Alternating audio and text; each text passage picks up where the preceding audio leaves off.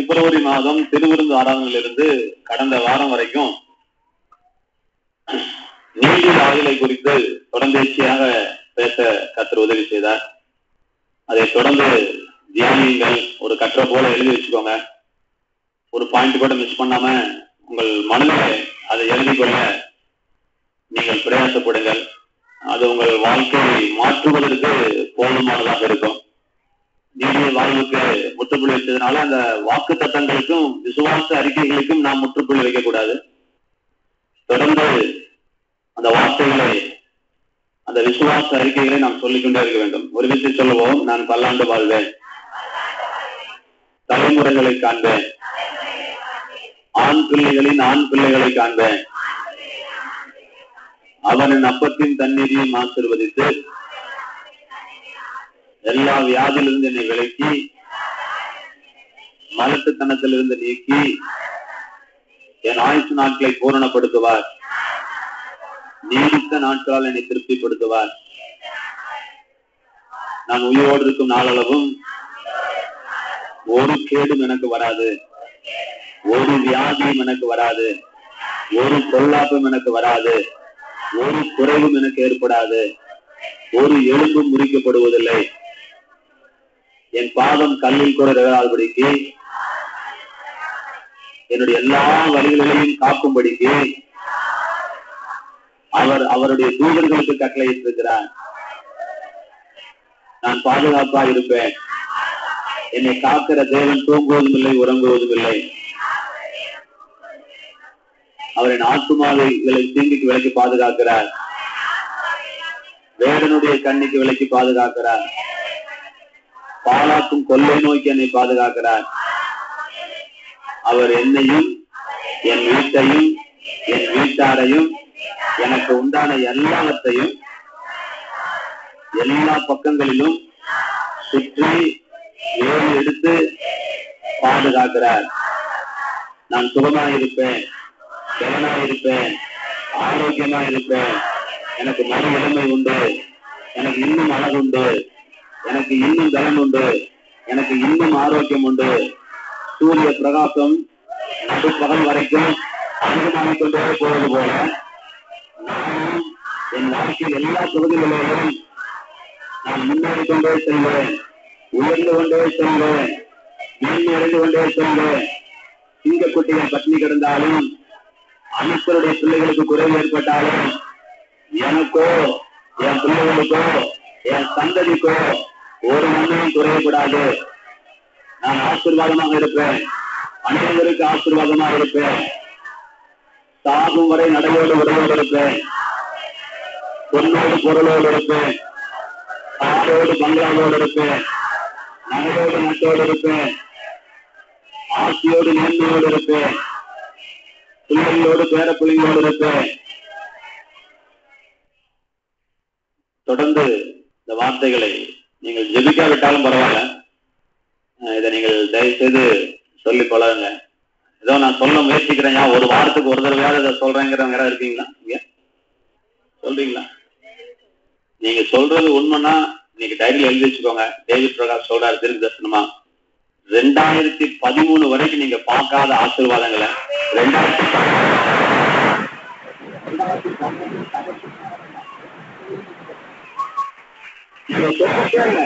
பேசிக்கலாம். நீங்க சொல்ல இதை உண்மையாகவே நீங்க எப்படி சொல்லுங்க தெரியல. கவலையோடு பங்களான்னு சொல்லும்போது நான் பங்களாவை பாக்குறேன், என் வீட்டை நான் பார்க்கல. கவலையோடு பங்களாவோடு இருப்பேன்னு சொல்லும்போது அந்த வார்த்தைக்கு நான் ஜீவனைப்பட ஆசைப்படுகிறேன். இதை சும்மா பங்காளங்க அண்ணா போனான்னு சொல்லிட்டு எங்க அப்பா செத்து போகும்போது திதி கொடுத்தாங்க. உட்கார வச்சு ஐயா கையிலெல்லாம் துணியெல்லாம் கட்டி விட்டு அவன் சொன்னதே விளங்கல, சொன்னதே சொல்லு நான் சொன்னது ரைட்ட தப்பனோட பாக்கலவன் ஆடி நான் சொன்னதே சொல்லிட்டு இருந்தேன். அந்த மாதிரி நீங்க சொல்லிட்டு இருந்தீங்கன்னா உங்க வாழ்க்கையில மாற்றம் வராது. நல்லா உணர்ந்து சொல்லுங்க. உணர்ந்து சொல்லும் பொழுது ஒரு மாபெரும் ஒரு புரட்சியை, ஒரு மாற்றத்தை, ஒரு ஆவிக்குரிய வினைமாற்றத்தை தேவன் உங்கள் வாழ்க்கையில, உங்கள் பொருளாதாரத்தை, உங்கள் சமூகத்தை கட்டம் கொண்டு வருவார். நிச்சயமாக கொண்டு வருவார். இந்த வார்த்தை ஒரு நாளும் உங்களை வெறுமனை விட்டு விடாது. கைவிட்டால் நான் உன்னை விடமாட்டேன்னு சொன்னாங்க. அவர் எதை விட மாட்டாங்க, ஒரு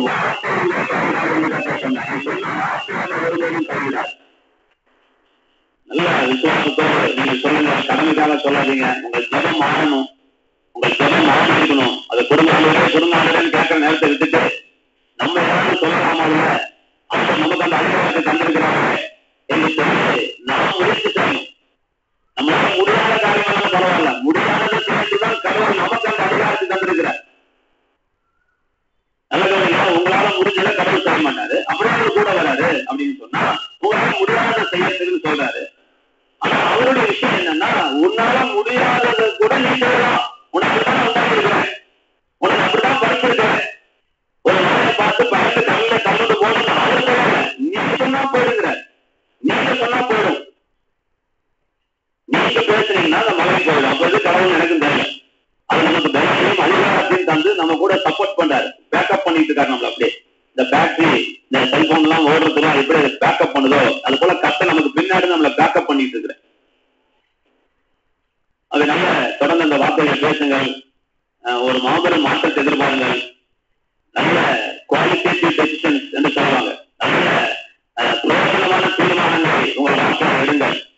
நான் மாட்டேன், நான் கஷ்டப்பட மாட்டேன், நான் பயப்பட மாட்டேன். இதெல்லாம் வாழ்க்கையில ஒரு கிறிஸ்தவன் எடுக்க வேண்டிய அத்தியாவசியமான முடிவுகள். சூழ்நிலைகள் வரும், பிரச்சனைகள் வரும், அதெல்லாம் தாண்டி சும்மா நான் மறுபடியும் சொல்றேன், நீ எப்ப தீர்மானம் எடுக்குதோ அப்போ ஒரு சோதனை வரும், அவ்வளவுதான். சாதனை வரைக்கும் கழிச்சு பார்த்துட்டு இருக்க மாட்டோம். ஒரு சங்கத்துல வந்து பிசிக்ஸ் படிச்சேன் பார்த்தா டெஸ்ட் வைக்கலாம், நான் பிசிக்ஸ் படிச்சேன் கேட்கறாங்க. ஆமா, உடனே பிசிக்ஸ்ல ஒரு டெஸ்ட், இன்னைக்கு ஒரு டெஸ்ட், நாளைக்கு ஒரு டெஸ்ட், நாளைக்கு ஒரு டெஸ்ட் கிடையாது. நீ படிச்சுட்டு ஒரு டெஸ்ட், அவ்வளவுதான். அது போல நீங்க கவலைப்பட மாட்டேன் அப்படிங்கிற பாடத்தை படிச்சீங்கன்னா அதுக்கு ஒரு பரிசு வைக்கலாம். எப்ப வைப்பாரு, நான் படிக்கிறாண்டு அப்படி புக் எடுக்கும் பொழுது நீ திறந்து சொல்லும் பொழுது, நான் கவலைப்பட மாட்டேன், நான் தீர்மானம் எடுக்கிறேன் சொல்லும் பொழுது எழுதி வச்சுக்கோ, நீ கவலைப்படுறதுக்கான சூழ்நிலை. பயப்படாதீங்க, ஒன்னும் பயப்படாதீங்க. ஒரே ஒரு நிமிஷம் யோசிங்க, இது வரைக்கும் நீங்க வெக்கப்பட்டுட்டீங்களான்னு பாருங்க.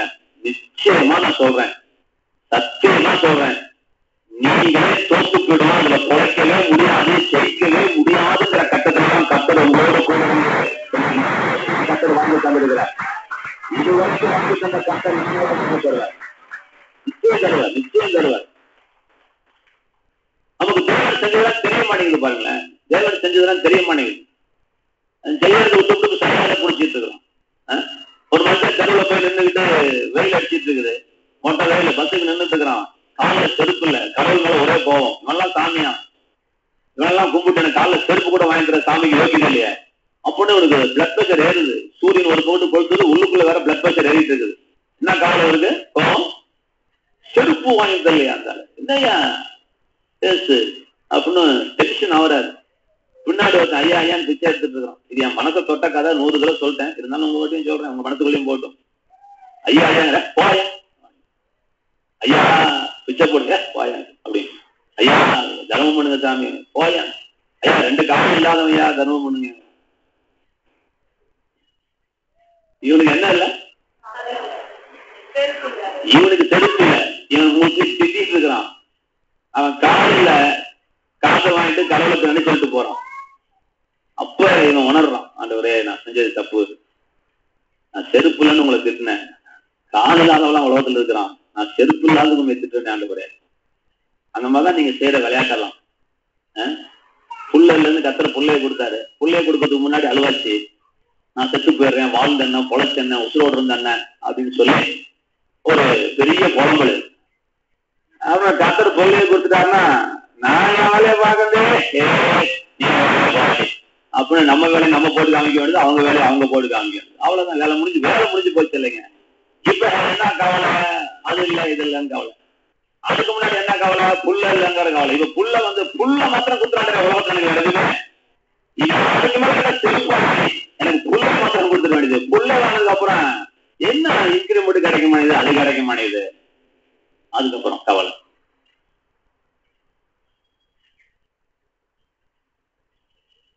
அதனால நினைச்சு பாருங்க, கொஞ்சம் பழத்தெல்லாம் நீங்க வெட்டி எடுக்கப்பட்ட துறவையும் வெட்டி எடுக்கப்பட்ட கண்மலையும் தோண்டி எடுக்கப்பட்ட துறவையும் நோக்கி பாருங்கள். ஒரு பிரச்சனையை ஜெயிக்கும் போது ஏற்கனவே நான் கொடுத்த வெற்றியை நீங்க யோசித்து பாருங்கள். அப்படின்னு கர்த்தர் சொல்றாரு. ஏற்கனவே எத்தனையோ வியாதிலிருந்து கர்த்தர் உங்களை விடுதலை ஆக்கியிருக்கிறார். இதை விட பயங்கரமான பிரச்சனை இருந்தா உங்களுக்கு கர்த்தர் விடுதலை ஆக்கியிருக்கிறார். நிச்சயமா நான் இல்லைன்னு சொல்லவே மாட்டேன். ஏன்னா பைபிள் போய் இன்னைக்கு வந்த பிரச்சனையை பார்க்கலும் மேலான ஒரு பெரிய பிரச்சனையை கர்த்தர் உங்க வாழ்க்கையில ஏற்கனவே சந்திக்க வச்சு உங்களுக்கு வெற்றியை தந்துதான் இந்த இடத்துல கர்த்தர் உட்கார வச்சிருக்கிறாரு. அந்த சந்தோஷம்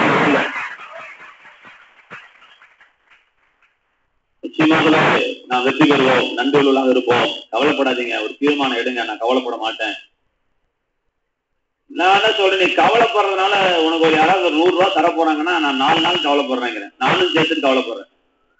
நீ கவலைப்படுறதுனாலயோ நீ அழுகுறதுனாலயோ உனக்கு உடம்பு சுகமா போகுதுங்க, என் கஷ்டம் கொஞ்சம் குறையுதுங்க அப்படின்னு நீங்க சொன்னீங்கன்னா நானும் கூட சேர்ந்து ஐயோ நானும் வந்து அழுகுறேன்.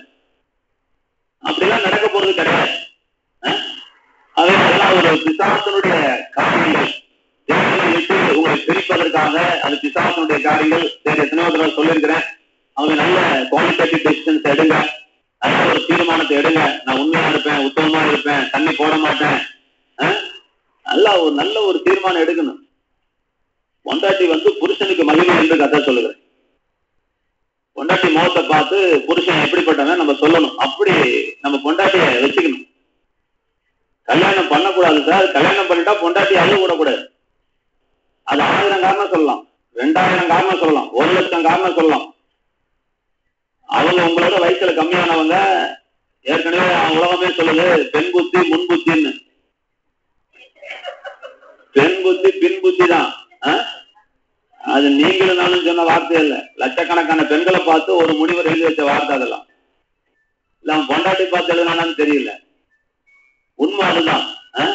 நம்மளோட வயசுல சின்னவங்க யாரு விட்டு கொடுத்து போகணும்? அறிவுல வளர்ந்தான் விட்டு கொடுத்து போகணும். வயசுல பெரியவங்க கிடையாது, அறிவுல பெரியவங்க விட்டு கொடுத்துட்டு போகணும். அடக்கு முடக்கு பேசிக்கிட்டே இருக்கக்கூடாது. கல்யாணம் ஆகும்போது சந்தோஷமா இருக்கும். இன்னைக்கு அந்த சந்தோஷம் இல்லை.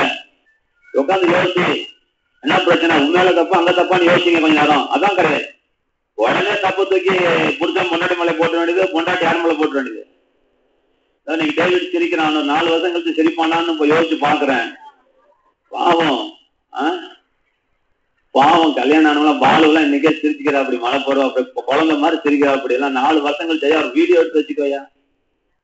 4 வருஷம் கழிச்சு இந்த சிரிப்பை நீ தேடினாலும் கிடைக்காதையா. பொண்டாட்டி விட்டு எங்கேயாவது வெளியே கோவாவுக்கு டூர் போனதான் சிரிப்பு வரும் உனக்கு. அப்பயும் வேதனை கலந்த சீல் கலந்த சிரிப்பு தான் வரும். பட்டைக்குள்ள புண்ணு இருக்கிறவன் பாம்புக்கு திறத்தும் போது ஓடுவான் பாத்தீங்களா? ஓடுவான், ஆனா அந்த வேதனையோட ஓடுவான். அந்த மாதிரி கவனிப்போம். பெண் புத்தி விட்டு கொடுத்து போங்க, மன்னிச்சு போங்க. சில பேருக்கு மன்னிப்பெல்லாம் வித்து எத்தனையோ நாளாச்சு. மன்னிப்பெல்லாம் வித்து மன்னிப்பா நீ 1ன்னா நான் 2 அப்படி ஒரு பைபிள் இருக்குது. அப்போஸ்தலர்கள் 30ஆம் அதிகாரத்துல அது எழுதுறாங்க அவங்களாம். ஏன்னா அதுல மாத்திரம் ஆமீன் போடல. நீ 1ன்னா நான் 2, நீ 2ன்னா நான் 4. பவுல் என்ன சொன்னா, நீ யூதன்னா நான் யூதன், நீ கிரேக்கன்னா நான் கிரேக்கன்னா. அவனை ஆதாயப்படுத்துறதுக்காக. நமக்கு ஆதாயமாவது மோதாயமாவது, மன்னிப்பாவது துன்னிப்பாவது. நக்கீரன் பரம்பரைக்குள்ள போயிட வேண்டியது. நீ எத்தனைக்கால் திறந்தாலும் குற்றம் குற்றாமே. இங்க ஏற்றினா ரத்தம் ஓடியும் உடம்புல. இங்க நக்கீர ரத்தம் ஓடிட்டு இருக்கு உங்களுக்கு. நல்லா மன்னிங்கம்மா. ஒரு கிறிஸ்துக்குள்ள வந்துட்டு பிசாசு ஒரு ஆத்மாவை ஆதாயம் பண்ண முடியாதபடிக்கு அவன் ஏதோ ஒரு கலட்டா பண்ணி உன் தலையில ஏறி குதிச்சு மொட்டை அடிச்சு அந்த ஆத்மாவை நாசமாக்கிறதுக்காக உனக்குள்ள பூந்துக்கிட்டு ஆட்டுறான். நம்ம அதுக்கு நல்லா இடம் கொடுத்து சேர் போட்டு அதுக்கு ஒரு வீடு கட்டி கொடுத்து வீட்டுக்குள்ள நெஞ்சுக்குள்ள நல்ல வசதியா படுக்க வச்சிருக்கோம். ஏசி போட்டு பேசஸா படுக்க வச்சிருக்காங்க. 6ஆம் மணிக்கு தொடர்ந்து வாங்க, எல்லா விஷயத்தையும் உண்மையா இருங்க. என்கிட்ட கர்த்தர் ஒரு காரியம் சொன்னாரு, எவனாலும் இந்த மலையை பார்த்து பயந்து அப்படின்னாரு. அப்ப என்கிட்ட கர்த்தர் கேட்டாரு, ஒரு மனுஷன் மலையை பார்த்து பயந்து போன்னு சொன்னா அதுக்கு முன்னாடி ஒரு சின்னோண்டு கல்லை பார்த்து பயந்து போன்னு சொல்லி அந்த கல்லு போயிருந்தாதான் அதுக்கு மேல ஒரு கோழிகுண்டை பார்த்து சொல்லி, அதுக்கப்புறம் ஒரு பையாக்காவை பார்த்து சொல்லி, அதுக்கப்புறம் ஒரு பலாப்பழத்தை பார்த்து சொல்லி, அதெல்லாம் போன பிறகுதான் எதை பார்த்து சொல்ல முடியும். சும்மா ஒண்ணு நீங்க எடுத்தோன்னு எவனாலும் இந்த மலையை பார்த்து போன்னு சொல்லியிருக்கிறாரு. ஹவுசிங் யூனிட் தெய்வானமா நீங்க இன்னைக்கு வந்து 5 வாரம் ஆச்சா 6 வாரம் ஆச்சா? எத்தனை வாரம் ஆச்சு? 7 8 கரெக்டா சொல்லுங்க. எனக்கும் வேலைக்கு ஒரு பிரச்சனை. நான் 6 வாரத்துக்கு மேலாச்சு, 7 வாரத்துக்கு மேலாச்சுன்னு தேவனம்மா சொல்லுங்க. எத்தனை வாரம் ஆச்சுங்க? எத்தனை வாரம் ஆச்சுங்க? உங்களுக்கு தான் சொல்லுங்க. 6 7 6 கத்துக்கேதானே? ஹலோ, எனக்கு தெரியாதாம்மா எத்தனை வாரம் யார் யார் வராங்கன்னு. எனக்கு வந்தா ஜனவரி மாசம் வந்து தொடர்ந்து வந்துட்டேன் ஐயா. 6 மாசம் வந்ததுக்கு ஒரு 6 வாரம் ரெஸ்ட் எடுக்க வேணாமா? அப்படிதானே சிஸ்டர்? என்ன பழக்கம்னு எனக்கு தெரியல.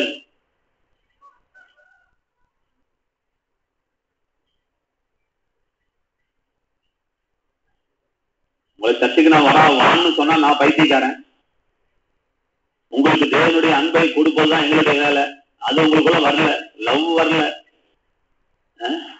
காதலன் காதலிக்குள்ள ஏன் சண்டை வருதுன்னா அங்க அடிப்படையா டவுசர் கண்டு போச்சு. காதல் இல்லை, அங்க அன்பு இல்லை. அப்புறம் அது இல்லை இது இல்லைன்னா பூ வாங்கி தரலன்னு அங்க கூட்டிட்டு போல, இதை சொல்லலன்னா அங்க விஜய் அடிப்படையில காலி. உள்ளுக்குள்ள நமக்கு தேவனிடத்துல அன்பு இல்லாதபடினால், ஒரு ரட்சிப்பு இல்லாதபடினால் நமக்கு ஆராதனைக்கு வருவதற்கு வந்தா என்ன வராட்டி என்ன, திருவிருந்து எடுத்தா என்ன எடுக்காட்டி என்ன அப்படிங்கிற ஒரு மமதைக்குள்ளாய் நாம் தள்ளப்படுகிறோம். சரி, எப்படி நல்லது செய்ய, அப்புறமே நாளைக்கு ஒரு நல்ல மாற்றத்தை தேவன் செய்வாரு. எல்லாம் கரையை கடந்துட்டாங்களா? அவங்க பேரம்பேச்சு எல்லாம் எடுத்துட்டாங்களா? எல்லாருமே பேரம்பேச்சு வரைக்கும் செட்டில் ஆயிட்டாங்களா? இன்னும் பிள்ளையோட வாழ்க்கையா செட்டில் ஆகல.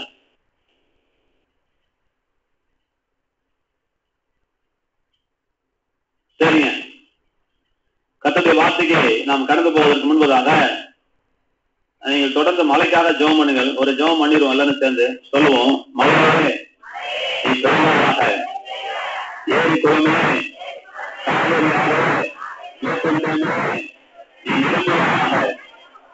பூர்ணமான போதுமான மழை பெய்வதாக,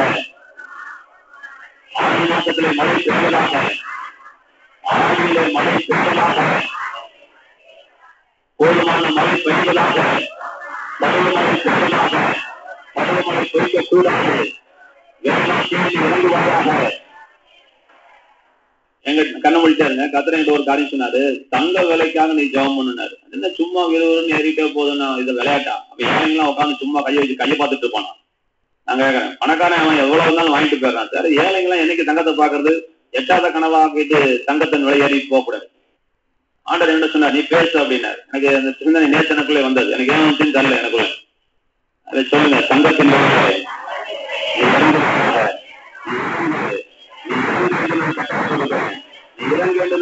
கொடுக்கிறேன். தேசத்திலே செழிப்பு உண்டாகட்டும், தேசத்திலே சமாதானம் உண்டாகட்டும், தேசத்திலே ரட்சிப்பு உண்டாகட்டும். மேட்டுடன் தண்ணி தொடரவே கூடாது. மேட்டுடன் நிரம்ப வருவட்டும். ஒரு வருஷத்துக்கு தேவையான தண்ணீர் வருவதாக பஞ்சமாக தமிழ்நாட்டுக்கு என் குடும்பத்துக்கு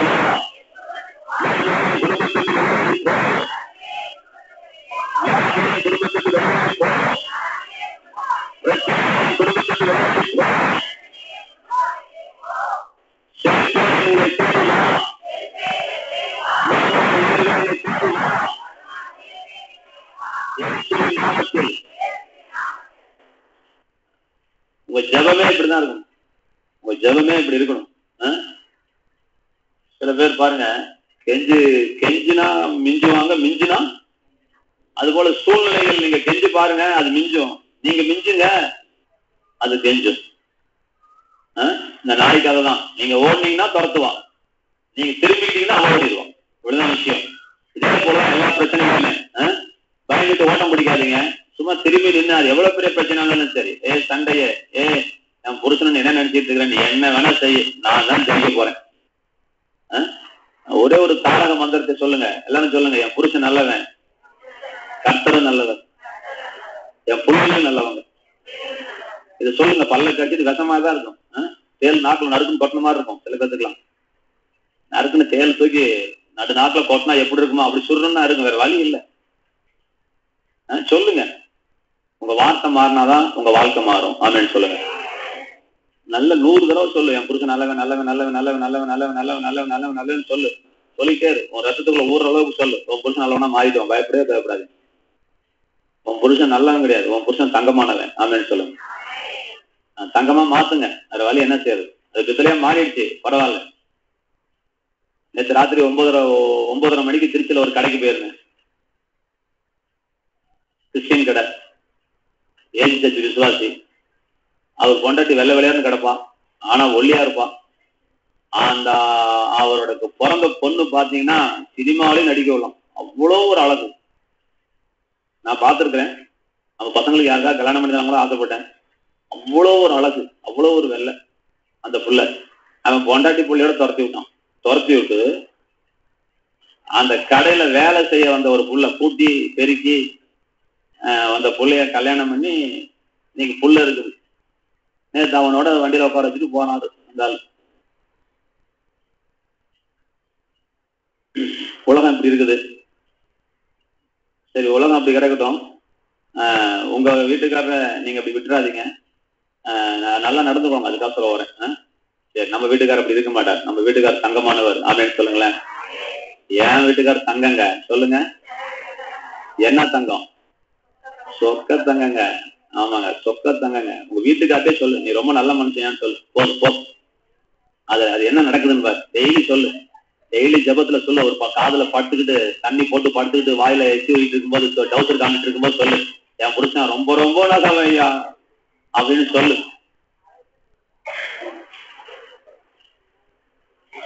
கடந்த வாரத்துல நீதிய வாழ்வுக்கு ஒரு முடிவுரை நாம் வைத்தோம். போன வாரத்துல சொன்னதை மாத்திரம் ஒரு 10 அல்லது 15 நிமிடத்துக்குள்ள வேகமாய் நினைவுபடுத்தி இன்றைக்கு ஒரு அற்புதமான, அதிசயமான, ஆச்சரியமான, பிரயோஜனம் உள்ள ஒரு முக்கிய ஒரு தலைப்புக்கு நேராக நாம் கடந்து போகிறோம்.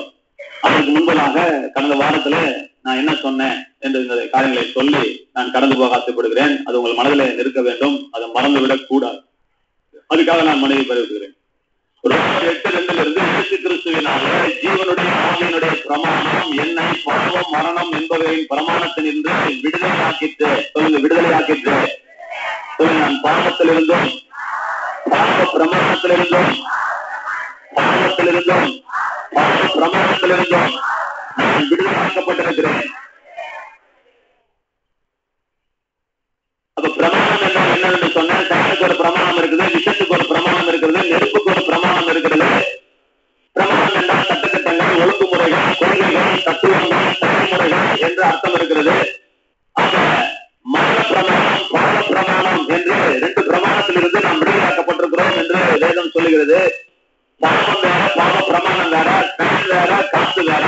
தேவனோட பிரமாணம் காற்று தருவது, பாவத்தின் பிரமாணம் வியாதி, வறுமை, பிரச்சனை, கண்ணீர், பிரிவினை, துக்கம், அகால மரணம், தற்கொலை, ஆபத்து, நாசம், மோசம். இந்த மரணம் இதெல்லாம் சம்பவிப்பதற்கு காரணம் இந்த பாவத்தினுடைய பிரமாணம். கண்ணை திறந்து கேளுங்க பார்க்கலாம், என்னதான் நடக்குதுன்னு பார்க்கலாம். ரொம்ப பக்தியா கண்ணை மூடி கேட்குறீங்க. அது பக்தியா? அதுக்கு பேர் என்னன்னு தெரியல.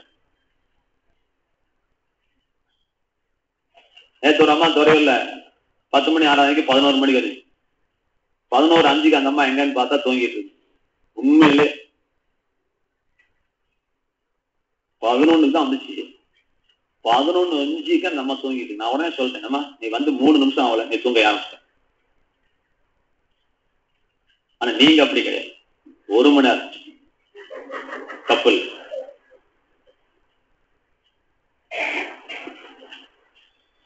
இது 100 தடவை சொன்னாலும் புரியாது. நான் புரிய வைக்கிறேன், கத்துக்கோங்க. சும்மா அப்படியே தரிசனத்து காதல கேட்டுட்டு போயிடாதீங்க.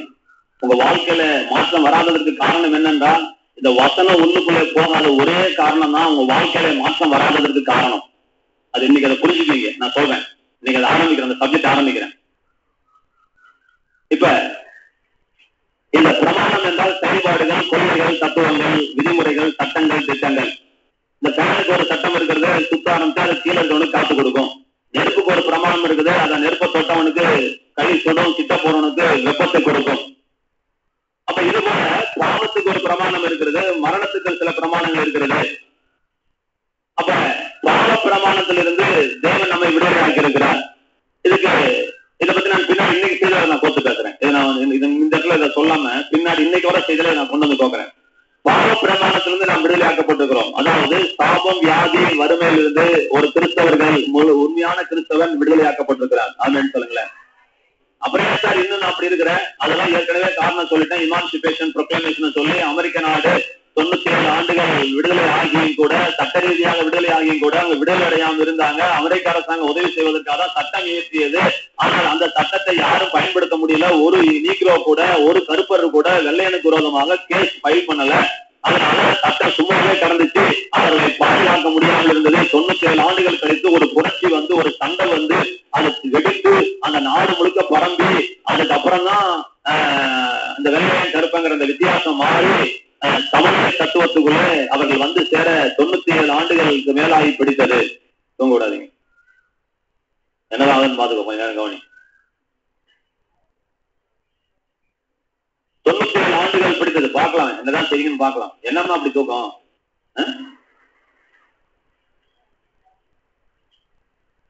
உங்களால இந்த பிரசங்கமே நிக்கணும். எனக்கு எல்லாம் ரெக்கார்ட் பண்ணிட்டு தான் இருக்கிறான். கேட்கறான், காரி துப்ப மாட்டாங்க. துபாயில சிங்கப்பூர்லயும் எடுத்துக்கிறான் என் பிரசங்கத்தை. இதை போய் எங்கேயாவது எல்லா இடத்துக்கும் போகுது, காரி துப்ப மாட்டான். இது என்னடா சபை? உன் பிரசங்கத்துல 3/4 மணி நேரம் வர்றதுக்கு செய்தி என்ன தெரியுமா?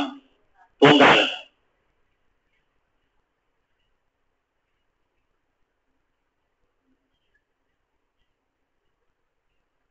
சபையில ஒரு 500 பேர் இருந்தா சொல்ல மாட்டேன். என் கண்ணுக்கு மட்டும் தூங்குறதுனால வெளியிட்டு இருக்கு. நிறைய பேர் இருந்தா பின்னாடி போயிடுங்க. இல்லையா தூக்கம் வருது அவங்களுக்கு, பின்னாடி போய் உட்காந்துக்கிட்டு நான் அவளுக்கு அப்படியே படுத்து தூங்கிடுவேன். நான் கேட்கவே இல்லை. உனக்கு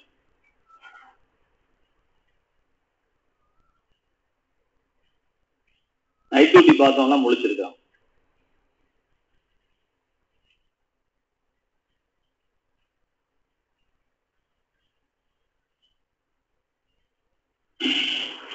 இந்த பாவ பிரமாணத்திலிருந்து தேவன் நம்மை விடுதலை ஆகி இருக்கிறார். ஏன் நம்ம இன்னும் அப்படி இருக்கிறோம்னா, நமக்கு இன்னும் போதுமான அளவுக்கு அதுல அறிவு வளரவில்லை என்பது அதனுடைய பொருளாகும். சரி, ஜீவ பிரமாணம் என்று அடுத்த பிரமாணத்தை சொன்னேன். அதுக்கு நியூட்டனுடைய 3வது விதியை உங்கள் மத்தியில குறுக்கால வச்சேன்.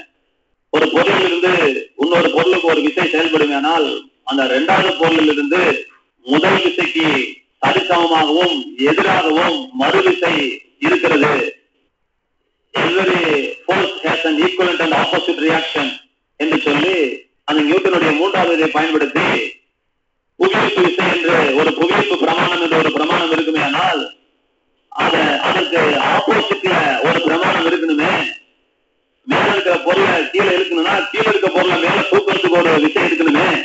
அது என்னன்னு ரைட் பிரதர்ஸ் கண்டுபிடிச்சு, காக்கா பறக்குதே குருவி பறக்குதேன்னு கண்டுபிடிச்சு விமானத்தை அவர்கள் படைத்தார்கள். இப்ப தேவன் என்ன சொல்றார் அப்படின்னு சொன்னா, தேவன் சரி புரியுங்க, தோல்வியுள்ள வாழ்க்கையை வாழ்ந்து கொண்டிருக்கிறார்கள், வெற்றியுள்ள வாழ்க்கை வாழணும்னு சொன்னா இப்ப என்ன செய்யறது, இவங்க ஏன் தோக்குறாங்க என்கிறத பார்க்கும் பொழுது புவியீர்ப்பு பிரமாணம் போல இந்த பாவ பிரமாணம் ஒரு மனிதனை கீழே இருந்து கொண்டிருக்கிறது. இப்ப என்னதான் செய்யலாம்? இப்ப ஜீவ பிரமாணம் செயல்பட வேண்டும். அப்ப ஜீவ பிரமாணம் செயல்பட வேண்டும்னா ஜீவன் பிரமாணத்துக்கு ஒரு பிரமாணம் இருக்கிறது. இயேசு கிறிஸ்துவை சொந்த தெய்வமா ஏற்றுக்கொண்டு மறுபடியும் பிறந்தாதான் அந்த ஜீவன் அவர்களுக்குள்ள வரும். இந்த ஜீவனுடைய அதிபதி ஆண்டவர், மரணத்தின் அதிபதி பிசாசு. அப்ப இந்த ஜீவன் நமக்குள்ள வர வேண்டும் என்றால் நாம் மறுபடியும் பிறக்க வேண்டும். ஏன் அப்படியே நம்மள ஒப்பேற்றக்கூடாத ஆண்டவர்னா, இல்ல மறுபடியும் பிறந்தாதான் நீ கதைக்காக முடியும். காரணம் சொல்லிட்டேன். என்னதான் செஞ்சாலும் பூனை புலியாக போறதில்ல, கழுத குதிரையாக போறதில்ல, கோழி குஞ்சு கழுகு குஞ்சாக போறதில்ல. ஒரே ஒரு வழிதான் இருக்குது. என்ன வழின்னா, நீ கழுகுக்கே பிறந்தாதான் நீ கழுகாக முடியும். இல்லைன்னா நீ என்ன வேஷம் போட்டாலும் நீ கழுகாக முடியாது. கழுகுனுடைய தன்மை உனக்குள்ள வராது. கழுகுனுடைய வித்து உனக்குள்ள இல்லை. நமக்குள்ள பாவ வித்து விழுந்ததுனால இப்ப பரிசுத்த வித்து உள்ளுக்குள்ள விழுகுது. நீ என்னதான் மேக்கப் போட்டாலும் உள்ள ஒரு வித்து கிடக்குது. அப்ப நீ செத்து நீ பிறக்கணும். விஷயம் புரியுதா? விஷயத்தை புரிஞ்சுக்கோங்க. ஏன் மறுபிறப்புன்னு விஷயத்தை தெரிஞ்சுக்கோங்க. இது ஒரு பெரிய சத்தியம். ஏன் மறுபிறப்பு இல்லாம கத்தரால கதைக்க ஒப்பேற்ற முடியாதா? இல்ல சார், முடியாது. ஏன்? உனக்குள்ள வேற ஒரு வித்து வந்துருச்சு. ஆதாமோட வித்து, முதலாம் ஆதோட வித்து உனக்குள்ள விழுந்துருச்சு. ஆனா அந்த வித்துனால நீ பாவ காரியங்கள் செய்ய ஆரம்பித்து விட்டாய். அந்த வித்து தூக்கணும்னு கத்தர் பார்த்தார். அந்த வித்து எடுக்கணும். அப்ப அந்த வித்து எடுக்கணும்னா நீ சாகணும். நீ செத்தா அப்ப கதை முடிஞ்சு போச்சா? இல்ல, நீ மறுபடியும் பிறக்கணும். யாருக்கு பிறக்கணும்? எனக்கு நீ பிறக்கணும், என் வித்துக்கே பிறக்கணும். ஏன் என் வித்துக்கு பிறக்கணும்? அப்பதான் நீ என்னை போல வாழ முடியும். ஒரு படம் பார்த்தாங்க, என்னை போல் ஒருவன், ஒரு படம், நல்ல படம் பாருங்க, என்னை போல் ஒருவன். அது மாதிரி கர்த்தர் பார்த்தாரு, நம்மை போல ஒருவனை உண்டாக்க வேண்டும் என்று கர்த்தர் ஆசைப்பட்டார். அப்படித்தான் உண்டாக்குனாரு. அவன் கருத்துக்கிட்டான், மறுபடியும் நம்மை போல உருவாக்குவாங்க என்று சொல்லி கர்த்தர் அவரை போலவே இன்னைக்கு நம்மை உருவாக்க வேண்டும். என்ன அவரை போலவே? அவர் எப்படி வெற்றி பெற்றாரோ, அவர் எப்படி ஆளுகை செய்கிறாரோ, அவர் எப்படி அந்த உலகத்தை சிருஷ்டித்தாரோ, அதே போல ஆக்கும் திறமையோடு, உருவாக்கும் திறமையோடு, சகலங்களா வல்லவனாக இன்னைக்கு மனிதனை ஆண்டவர் தம்முடைய வித்தினாலே அவர் தெளிப்பித்திருக்கிறார். இப்ப நாம் மறுபடியும் பிறந்திருக்கிறோம்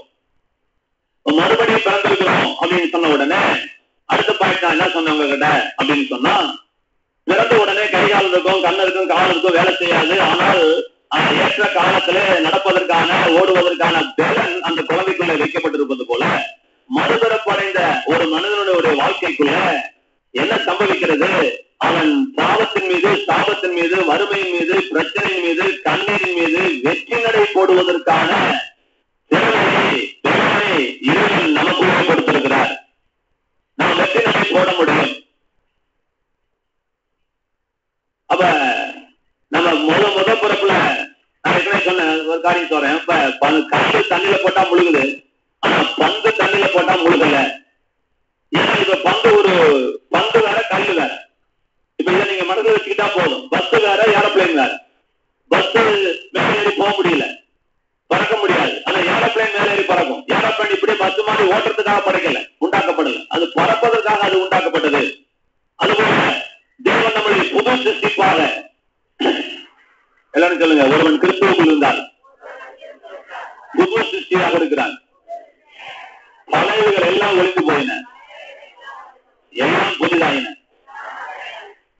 அப்ப நம்மளை புது சிருஷ்டியாக தேவன் மாற்றி இருக்கிறார். நீ பழைய மனுஷன் அல்ல. இன்னும் கூட ஒரு வசனத்தை நீங்க சொல்லலாம், நம்ம யாருக்கு பிறக்கல, யாருக்கு பிறந்தோம் என்று 2 வசனம் இருக்கிறது. நான் அநேக தடவை சொல்லியிருக்கிறேன், என்னால சும்மா சொல்றேன். மாம்சத்தினாலாவது, ரத்தத்தினாலாவது, புருஷனுடைய சித்தத்தினாலாவது நாம் பிறந்தாமல் தேவனாலே பிறந்திருக்கிறோம். அறிவுள்ள வித்தினாலே அல்ல, அறியாததும் எந்தெந்தைக்கும் நிலைநிற்கிறதுமான வேத வசனமாகிய தேவனுடைய வித்தினாலே நாம் ஜெனிப்பிக்கப்பட்டிருக்கிறோம். இப்ப அறிவுள்ள வித்துனா என்ன? அண்ணா தர கேட்டா, நான் இப்பதான் லேட்டா வர ஆரம்பிச்சிருக்கிறேன் பாஸ்டர், புரியலையா உங்களுக்கு? நான் எல்லாத்துலயும் லேட்டா போயிட்டு இருக்கிறேன்.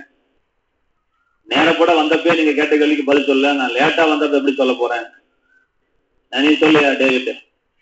அழிவுள்ள வித்தினாலே அல்ல, அழியாத வித்தினாலே ஜெனிப்பிக்கப்பட்டிருக்கிறோம் என்று ஆண்டவர் சொல்றார். அப்ப அழிவுள்ள வித்துன்னா எது? என்ன சொல்றாரு அவரு? எது அழிவுள்ள வித்து? என்ன சொல்றோம்? அழிவுள்ள வித்து எது? அழியாத வித்து வசனம். அழிவுள்ள வித்து எது? தம்பி, நான் சொல்றது புரியலீங்களா? நீ எதுக்கு பிறந்தேங்கிறது 2வது, யான் நீ எதுக்கு பிறக்கலைங்கிறது 1வது. ஹலோ, 2 வசனத்திலுமே கர்த்தர் சொல்ற, மாம்சத்தினாலாவது, புருஷ சித்தத்தினாலாவது, ரத்தத்தினாலாவது நீங்கள் பிறவாமல் தேவனாலே பிறந்தவர்கள். இதுல 2 விஷயத்த சொல்ற. நீ யாருக்கு பிறந்த, யாருக்கு பிறக்கல. சீனியாரிட்டி யாருக்கு கொடுத்தாரு? எவனுக்கு பிறக்கலைங்கிறது சீனியாரிட்டி கொடுத்தாரு. எவனுக்கு பிறக்கலைன்னு தெரிஞ்சுக்கோ, அதுக்கப்புறம் எவனுக்கு பிறந்தன்னு தெரிஞ்சுக்கோ. இது அவரு சொல்லுகிற பாடம். அதே போல பேதுரு என்ன சொல்றாரு? நீ எதுக்கு பிறக்கல, எதுக்கு பிறந்தங்கிறாரு. சொல்லுங்க, புரியுதா? எதுக்கு பிறந்த? தேவனுடைய வசனமாகிய அவர் வித்துக்கு பிறந்த. எதுக்கு பிறக்கல அப்படின்னு சொல்லும் போது அறிவுள்ள வித்துக்கு பிறக்கவில்லை. அப்படின்னா உங்க அப்பாவோட உயிர் அணுவில் இருந்து நீ பிறக்கவில்லை. நீ பிறந்தாய், ஆனால் நீ மறித்து இப்பொழுது மறுபெறப்படைந்திருக்கிறபடியால், இந்த நீ புது சிருஷ்டியா இருக்கிறபடியால் இந்த சிருஷ்டிக்குள்ள உங்க ஆயப்பனை கொண்டு உள்ள வரக்கூடாது. இதை விசுவாசிங்கன்னா உங்க ஆயப்பனை இருக்கிற வியாதி உனக்கு வராது. உங்க ஆயப்பனை இருக்கிற முட்டாள்தனம் உனக்கு வராது. உங்க ஆயப்பனை இருக்கிற சொரித்தரம் உனக்கு வராது. ஆத்மா வராது. விசுவாசிங்க போல அந்த வித்துக்கு நான் பிறக்கல. என்னைக்கு இயேசுவை தெய்வம் சொன்னீங்களோ அன்னைக்கு இந்த சம்பவங்கள் உங்கள் வாழ்க்கையில நடந்திருக்கிறது. ஒருவன் கிறிஸ்துவுக்கு புதிதாயின. அப்ப நம்மளை ஒரு புது சிருஷ்டிப்பாக தேவன் உருவாக்கி இருக்கிறார். பறப்பதற்காக, வெற்றி பெறுவதற்காக தேவன் நம்மளை உருவாக்கி இருக்கிறார் என்று திருவிருந்துல சொன்னேன். போராட்டத்துல என்ன சொன்னேன் அப்படின்னா, ஜீவனுடைய ஆவியின் பிரமாணம் என்று சொல்லி ஜீவ பிரமாணம் என்று சொல்லி எடுத்துட்டு, போன வாரத்துல ஜீவ ஆவி அதை குறித்து பேசினேன். ஒரே வார்த்தைங்க, ஜீவனுடைய ஆவியினுடைய பிரமாணம், the law of spirit of life அப்படி வரும். போன தடவை பார்த்தது the law of life பார்த்துட்டோம். இப்ப spirit of life என்று பார்க்க போறோம். ஜீவ ஆவி, போன வாரம் பார்த்தது ஜீவ ஆவி. சொல்லுங்க. அப்ப இந்த ஜீவ ஆவியை எத்தனை பேர் விளங்கி கொண்டீர்கள்? நல்லா விளங்கிக்கோங்க. போன வாரம் சொல்லி கொடுத்துட்டேன், எல்லாம் கை தட்டினீங்க. இந்த வாரம் வரும்போது இன்னும் புதுசா 3 வருஷம் கழிச்சு ஒருத்தனை பார்த்த மாதிரி, நேற்று சிங்கப்பூர்ல இருந்து துறையூர் சபைக்கு வந்திருந்தாரு. நம்ம விசுவாசி தான். கரெக்டா 5 வருஷம் கழிச்சு வந்தாரு. 5 வருஷத்துல அவன் பெத்த குழந்தை கை குழந்தை. இப்ப அவன் 1ஆம் கிளாஸ் போறான். நீங்க சொல்லுங்க, அந்த அப்பனுக்கு அடையாளம் தெரியுமா? தெரியல. எவ்வளவு கொடுமை பாரு. பெத்த பிள்ளைக்கு, பெத்த அப்பனுக்கு பெத்த பிள்ளைக்கு. ஆனா தெரிஞ்சது எப்படி தெரிஞ்சுன்னா, அவங்க மாசத்துக்கு ஒருக்க 2 மாசத்துக்கு ஒருக்க போட்டோ அமைச்சுக்கிட்டே இருந்தாங்க. வட்டிக்காடு தான் இருந்தாலும் அப்பப்போ ஒரு போட்டோ, வருஷத்துக்கு ஒருக்க ஒரு போட்டோ போவோம். சரி, புள்ள இப்படிதான் இருக்குது, புள்ள இப்படிதான் இருக்குதுன்னு ஒரு மெமரிக்குள்ள கொண்டாண்டாரு.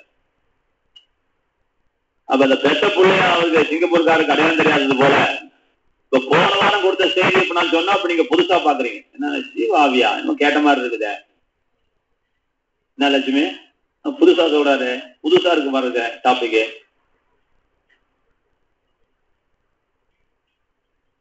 சுபலட்சுமி சொல்லுங்க, ஜீவாவியை பத்தி என்னென்ன சொன்னேன்? ஏதோ ஒன்று ஆள் ஒரு பாயிண்ட், கரெக்டா ஒரே ஒரு பாயிண்ட் சொல்லுங்க. ஏதாவது தெரிஞ்சது சொல்லுங்க. போன வாரம் சொன்னதை கொஞ்சம் மனசுல நிறுத்தி ஏதோ ஒரு பாயிண்ட் சொல்லுங்க. அந்த கிளாஸ்ல காபி மிச்சம் கொண்டு போட்டுட்டாங்களா? சொல்லுங்கம்மா, சொல்லுங்க. பொண்ணு கூட நாத்து வரல. ஜீவ ஆவின்னு சொன்னா பொண்ணு கூட நாத்து வரல இல்லையா?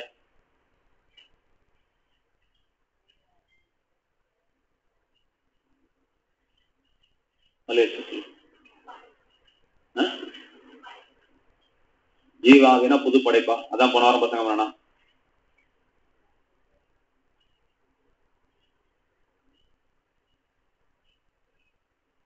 வசனம் ஒரு புறம் இருக்கு, உங்க வாழ்க்கை ஒரு புறம் இருக்கு. மல்லிகா சிஸ்டர்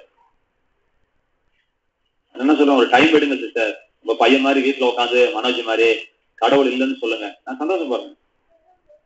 இங்க வந்துட்டு வேஷம் போறதா நமக்கு பிடிக்கிறது இல்லை. அதுக்கு அவன் நல்லவனா இருக்கிறானே, சாமி இல்லைன்னு வீட்டுல இருக்கலாமே. அதுக்கு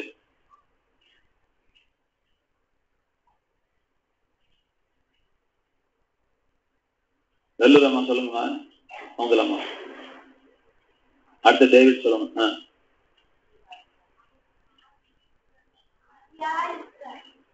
அதாவது உங்க சொந்த கதை சோகா கதையா கேட்கல. அது வீட்டுல போய் ஒரு புக்கு தானே எழுதுங்க. அது உங்க பிரசங்கம். போன வாரம் நான் பண்ண பிரசங்கத்தை சொல்லுங்க.